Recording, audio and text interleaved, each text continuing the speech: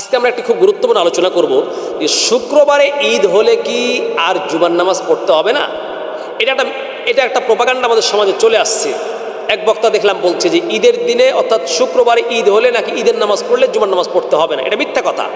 ঈদের দিনে অর্থাৎ শুক্রবারে ঈদ হলে ঈদও পড়তে হবে, ঈদের নামাজও পড়তে হবে, আবার জুমার নামাজও পড়তে হবে।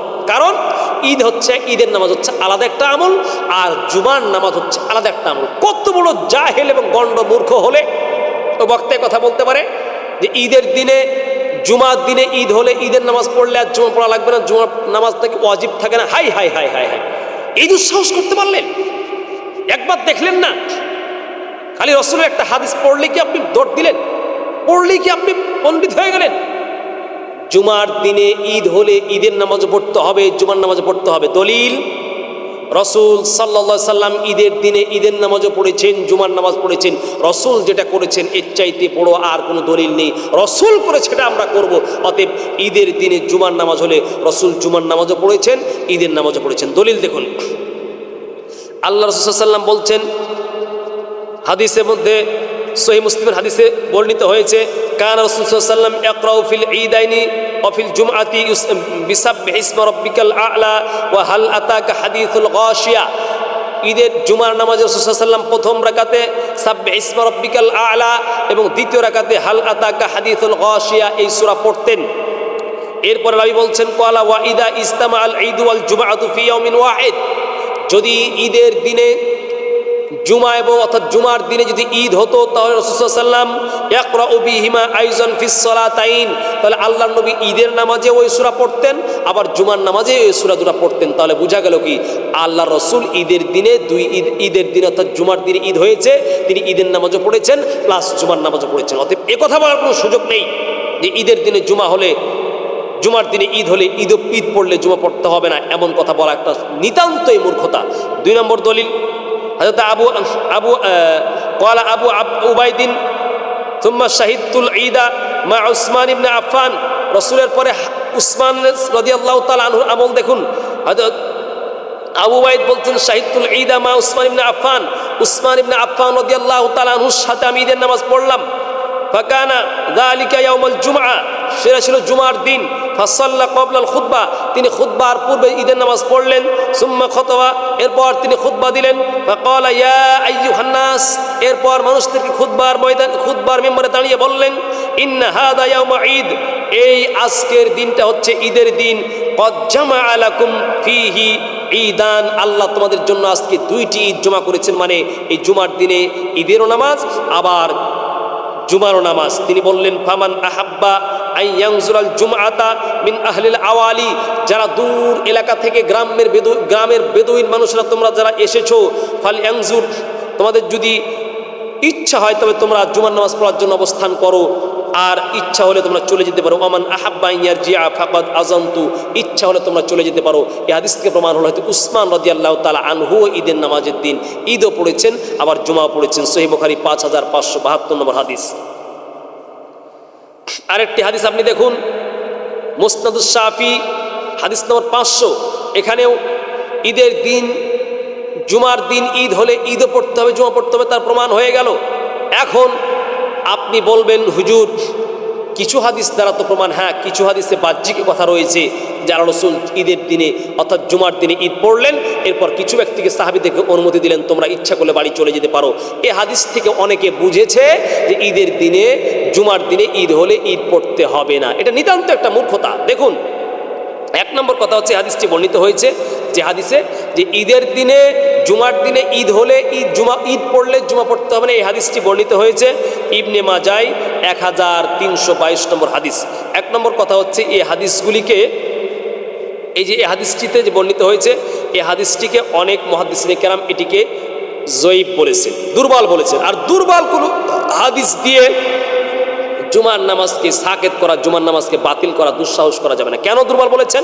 এই হাদিসের মধ্যে ইবনে মাজাহ 1312 নম্বর হাদিসের মধ্যে যে বর্ণিত হয়েছে যে হাদিসটি, এখানে আন্নাহু ক্বাল ইজতামা ঈদানে ফি ইয়াউমিকুম, যে আজকে ঈদের দিনে 2টি ঈদ তোমাদের জন্য একত্রিত হয়েছে। হাদা ফামান শাআ আজ্জা, কেউ যদি ইচ্ছা করে তাহলে এই ঈদের নামাজ আজকে পড়বে, আর মিনাল জুমা ওয়া আনা মুজাম্মিউনা ইনশাআল্লাহ, রাসূল বললেন যে আজকে আমরা ঈদের নামাজ পড়বো। তো রাসূল ঈদের নামাজ পড়বে কথা বলেছেন। এই হাদিসটি যদি আমরা, এই হাদিসটি এক নম্বর কথা হচ্ছে হাদিসটিকে মুহাদ্দিসিনে কেরাম দুর্বল বলেছে। কেন? এই হাদিসের একজন রাবী আছে জুবারাত ইবনু মুগাল্লিস, তার ব্যাপারে মুহাদ্দিসিনে কেরাম আহমদ ইবনে হাম্বল রাহিমাহুল্লাহ তিনি বলেছেন তিনি হাদিসের ক্ষেত্রে তার কথা গ্রহণ করা যায় না, কারণ তিনি হচ্ছেন মিথ্যা বলতেন, এই কারণে হাদিসটি দুর্বল। দুই নম্বর কথা হচ্ছে আরেকটি হাদিস বর্ণিত হয়েছে ইবনে মাজা, আবু দাউদ শরীফ, ইবনে মাজা তো আছে, আবার সুনানে আবি দাউদ 1070 নম্বর হাদিস। এই হাদিসটির মধ্যেও হযরতে যায়েদ ইবনে আরকাম রাদিয়াল্লাহু তাআলা আনহু থেকে বর্ণিত, তিনি বলেন রাখাসা ফিল জুমআতি ফাকালা মান শাআ আইসাল্লিয়া ফালিসাল্লি, যে আল্লাহ রাসূল ঈদের দিনে অর্থাৎ জুমার দিনে, ঈদ হলে তিনি রুখসাত দিয়েছেন, মানে এখতিয়ার দিয়েছেন, যে ইচ্ছা করে সে পড়তে পারে, যে ইচ্ছা করবে সে চলে যেতে পারে।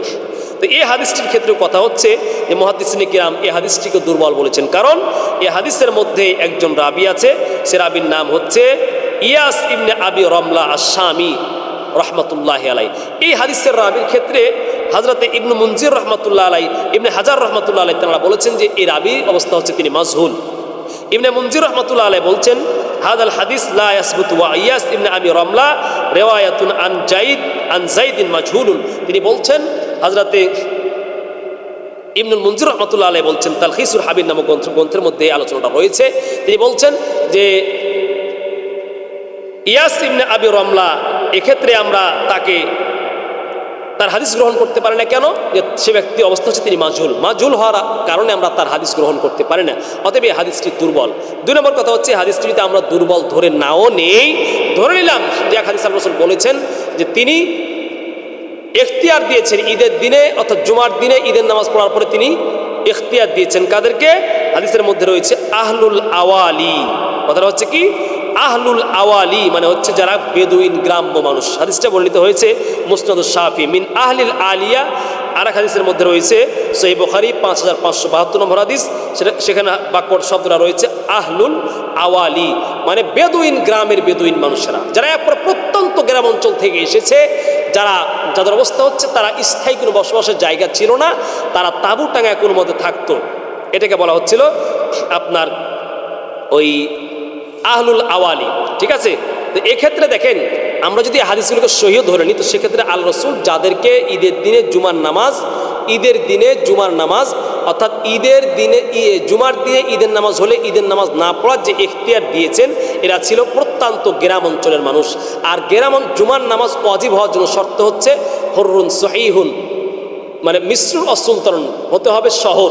গ্রামে ঈদের নামাজ আর জুমার নামাজ ওয়াজিব নয়। তো যাদের ওপরে জুমার নামাজ ওয়াজিব নয়, তাদেরকে যারা প্রত্যন্ত গ্রামাঞ্চল থেকে এসেছিলেন, আল্লাহ রাসূল ঈদের নামাজ পড়ার পরে বললেন, তোমরা যারা দূর এলাকা থেকে যারা বেদুইন গ্রামের মানুষ এসেছো, তোমাদেরকে আমি ইখতিয়ার দিলাম, তোমরা ইচ্ছা করলে ঈদের নামাজ পড়ার পরে জুমার নামাজ পড়তে পারো, আর ইচ্ছা করলে চলে যেতে পারো। তো যাদেরকে ইখতিয়ার দিয়েছেন তাদের উপরে জুমার নামাজ ফরজই ছিল না, তারা তো গ্রামের মানুষ।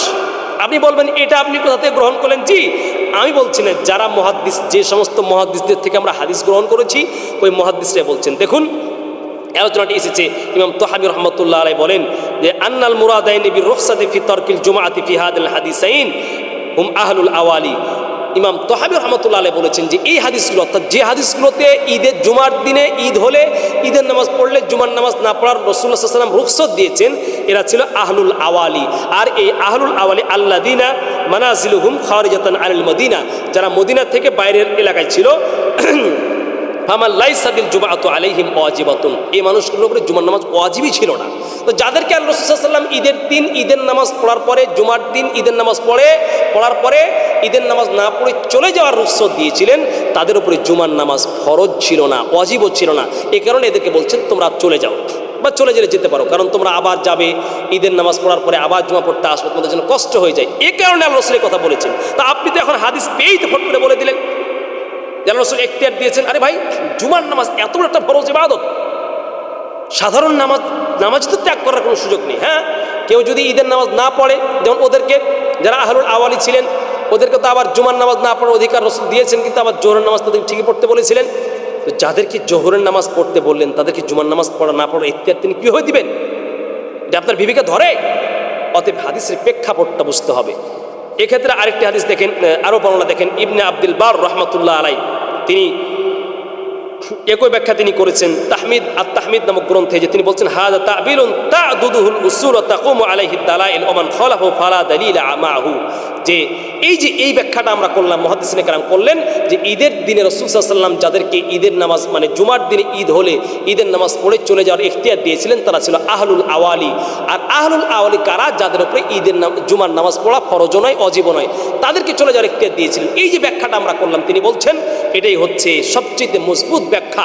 এক্ষেত্রে অসংখ্য দলিল রয়েছে, যারা এর বিরুদ্ধে যায়, অর্থাৎ ঈদের নামাজ পড়লে, ঈদের দিনে জুমার নামাজ পড়লে সবার জন্য, অন্যান্য সকলের জন্য ঈদের নামাজ না পড়ার, জুমার নামাজ না পড়ে ইখতিয়ার আছে, এই কথাটা ঠিক নয়। অতএব আমাদেরকে ভালো করে বুঝতে হবে, একটা কথা না বুঝে খালি চিল্লালে হবে না। অতএব ভাই, পরিষ্কার কথা হচ্ছে ঈদের দিন জুমার নামাজ পড়লে, ঈদের দিন যদি, অর্থাৎ জুমার দিন যদি ঈদের, অর্থাৎ শুক্রবারের দিন যদি আপনার ঈদের নামাজ হয়, তো ঈদের নামাজও পড়তে হবে অজিব, আবার জুমার নামাজ পড়াও ফরজ, না পড়ার কোনো সুযোগ নেই। আল্লাহ রসুল যে হাদিসের মধ্যে আল্লাহ রসুল নিজে পড়েছেন, ঈদের দিনে রাসূল সাল্লাল্লাহু আলাইহি ওয়াসাল্লাম জুমার নামাজও পড়েছেন, ঈদের নামাজও পড়েছেন। আল্লাহ রসুল ঈদের দিনে জুমার নামাজও পড়েছেন, ঈদের নামাজও পড়েছেন। তো আল্লাহর রসুল যেহেতু পড়েছেন, তাহলে আপনি না পড়ার কে, আর আপনি না পড়তে বলার কে? দেখুন দলিলগুলো বর্ণিত হয়েছে, সহিহ মুসলিমের মধ্যে আছে উসমান রাদিয়াল্লাহু তাআলা আনহু ঈদের দিনে জুমার নামাজ পড়েছেন, ঈদের নামাজও পড়েছেন। সহিহ বুখারী 5572 নম্বর হাদিস। যাদেরকে রাসূল সাল্লাল্লাহু আলাইহি ওয়াসাল্লাম চলে যাওয়ার ইখতিয়ার দিয়েছিলেন, যে তোমরা ইচ্ছা করলে ঈদের নামাজ পড়ো, আজকে ঈদের মানে জুমার দিনে ঈদ হলে ঈদের নামাজ না পড়ে আল্লাহ রাসূল যাদেরকে চলে যাওয়ার ইচ্ছা ইখতিয়ার দিয়েছিলেন, তারা হলো কারা? হুম আহলুল আওয়ালি, যাদের উপরে জুমার নামাজ পড়া ফরজ ছিল না, মানে একেবারে বেদুইন গ্রামের লোক। যদিও বর্তমান বিশ্বে আমাদের বাংলাদেশে আপনার এমন গ্রাম নেই যেখানে জুমার নামাজ ওয়াজিব নয়। অতএব ভালো করে বোঝার চেষ্টা করি, খালি একটা হাদিস পড়েই, আপনি তো হাদিসের পৃষ্ঠা পেয়েছেন যে রাসূল ঈদের দিনে জুমার নামাজ পড়ে, ঈদের দিনে জুমার দিনে ঈদের নামাজ পড়ে তিনি কিছু সাহাবীদেরকে চলে যাওয়ার ইখতিয়ার দিয়েছিলেন। ভাই হাদিসের প্রেক্ষাপটটা তো বুঝতে হবে, এত বড়, এই জন্য তো বলি ইমাম প্রয়োজন, ইমাম প্রয়োজন। আপনি নিজে নিজে ইঞ্জিনিয়ারিং করলে তো হবে, ইমাম লাগবেই। আল্লাহ আমাদের সকলকে বোঝার তৌফিক দান করেন।